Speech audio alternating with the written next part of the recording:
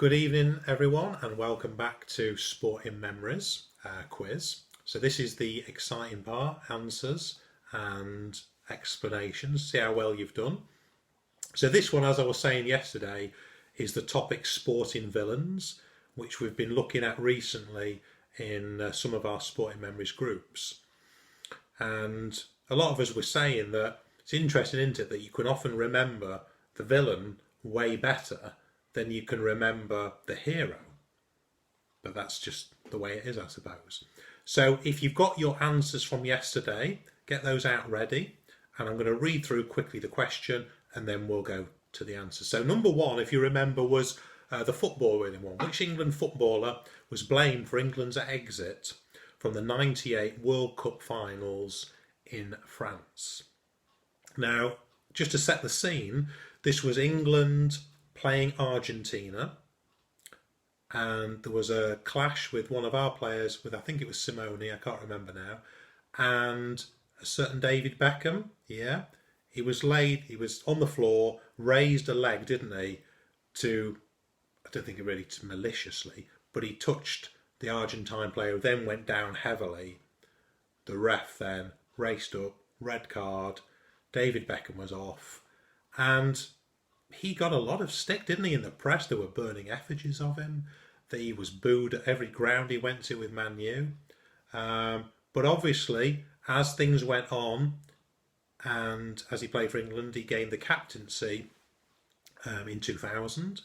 And in 2001, all was forgiven when we were playing Greece. And it was that final, do you remember that last kick of the ball virtually, that free kick that he put away? And he became the national hero.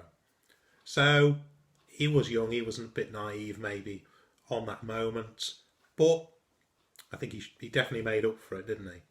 So number one, David Beckham. Number two, a little bit of a harder one this. After missing 3 out of competition drug tests in 2006, which athlete's chance of representing Britain in the Olympics seemed all but over? Well, this was Christina Horogo.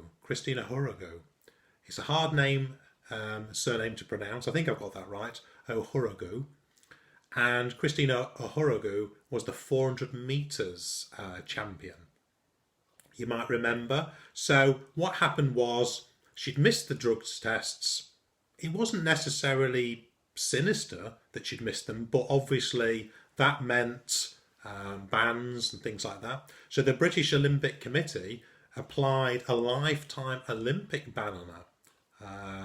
She went to the Court of Arbitration for Sport, who withheld it, and then Christine talked about, well, if you're going to ban me, I will compete in the Olympics as an independent or for a different country, and I'll leave Britain.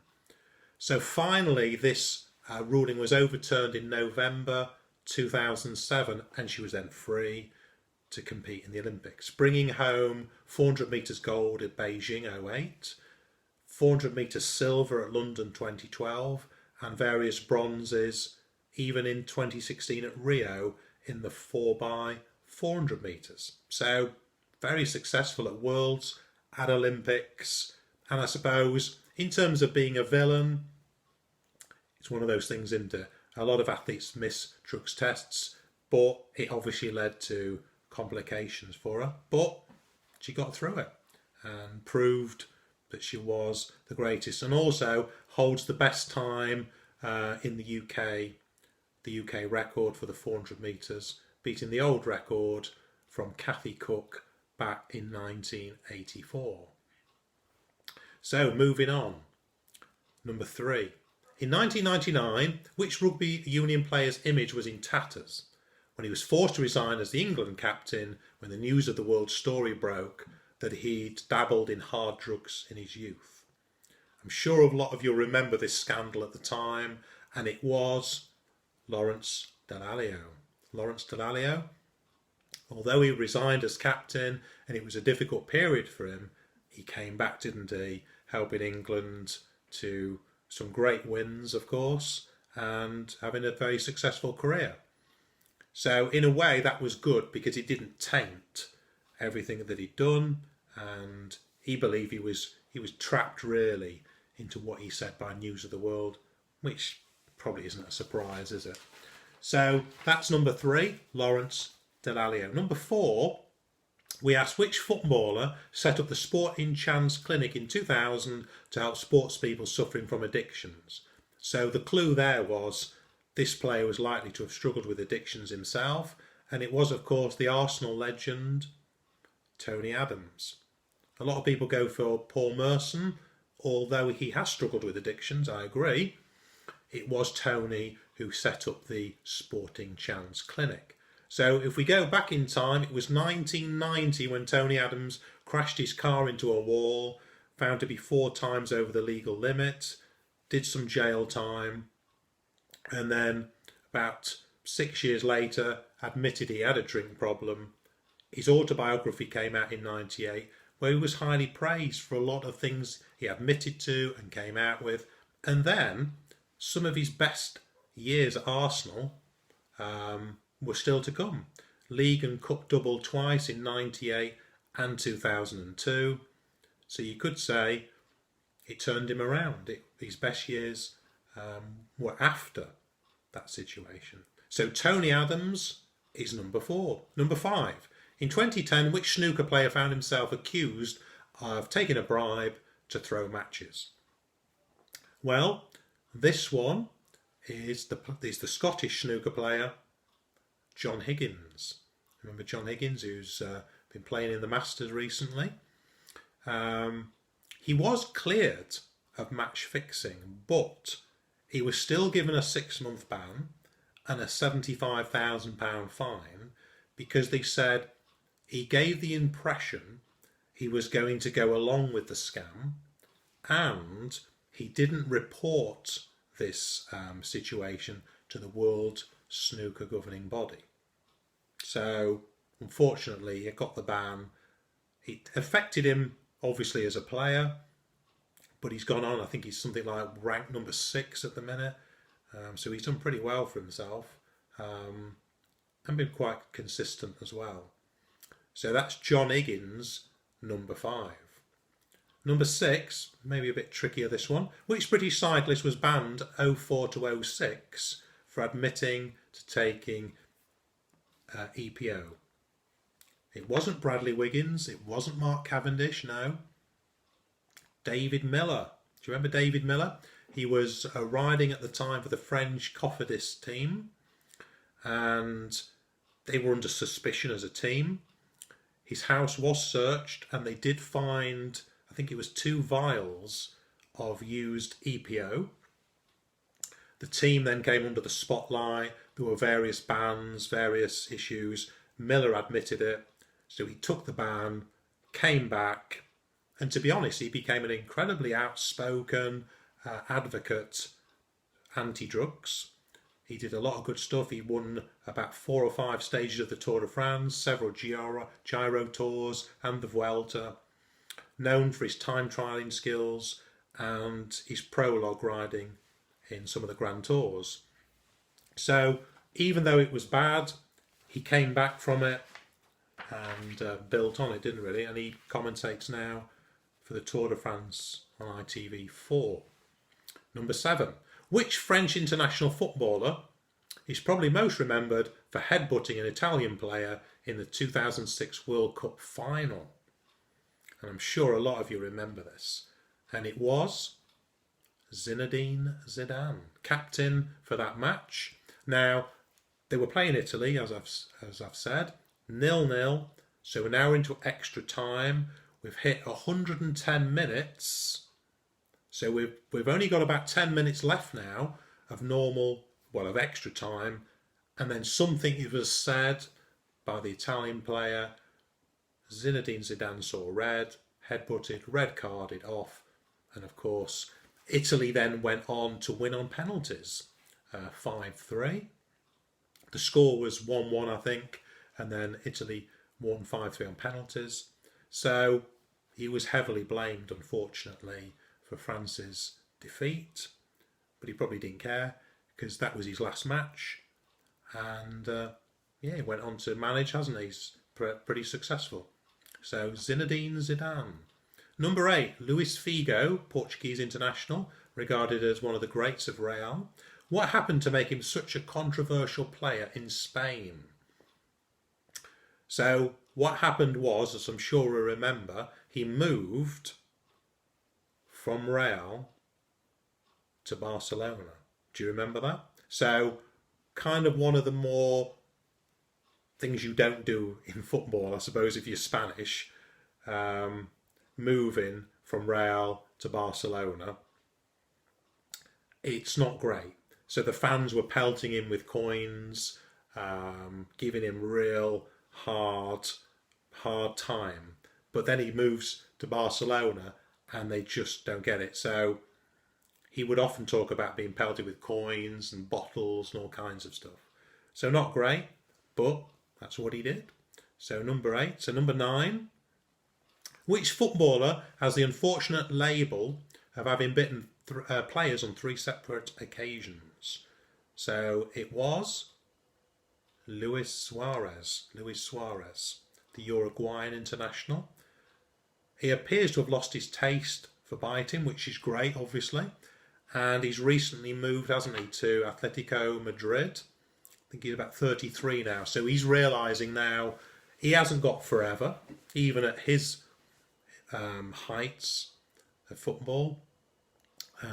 Liverpool fans, of course, will remember him fondly from almost bringing the title to Liverpool in 2014. So Luis Suarez. Number 10.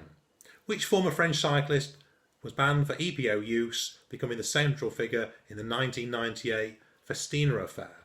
Well, you can probably remember the Festina affair. It was a real messy situation, wasn't it? And the team leader of Festina and the main rider was, of course, the climber Richard Virenque. So the answer to this is Richard Virenque, who went on to win 7 King of the Mountains titles in the Tour. Now his teammates, some of his teammates, Christophe Moreau, Laurent Brochard, they admitted to taking EPO. So they took the ban and they were back riding by spring of 1999, whereas Virenque pleaded innocence. I wasn't involved. He switched teams, carried on from there, but it all sort of came to a head in 2000 when it all developed into a big court case, and eventually Virenque did admit he had taken EPO. But his way of getting out of that was saying, well, I did take EPO, but I did not take it willingly. So it was a bit laughable, really, because how can you not take it willingly? But really, I suppose, even though that was a bit laughable, he remained a French sporting star. He was very well forgiven by the French public. And so Richard Virenque for number 10.